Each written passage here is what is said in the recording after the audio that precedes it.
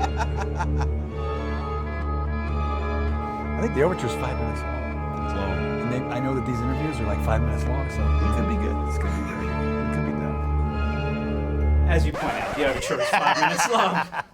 So, from the Overture, we move to the Blizzard. But we're told that you, of course, met unseasonably warm weather for a while. Mm-hmm. And then there was a snow dance. Well, there was a snow dance, and then we burned some skis one day. What does it look like? Were you participants?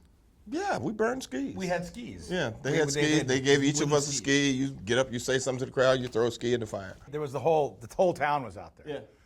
And so part of the snow dance was we were being introduced, and of course Sam came out and said, "Hello, motherfuckers!"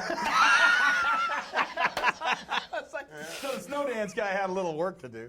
You know. Do you recall what your last words for these sadly, burnt skis were? No. You've given it more attention than we gave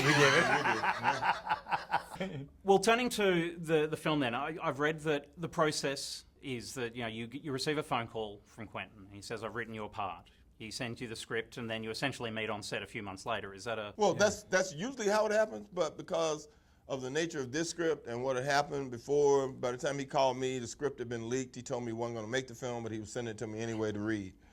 By the time he called Kurt, he was about to do this stage reading, and he said he'd already made up his mind he was going to make the film before that, but he was going to rewrite the last act.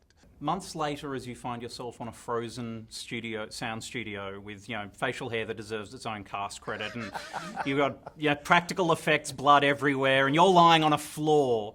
Do you ever think to yourself, "I've really got to stop answering Quentin's phone calls"?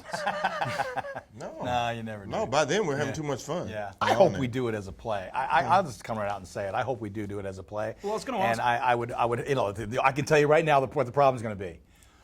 He works. This guy works. The rest of us, we work here and there, and I'm generally just available because I don't work very much.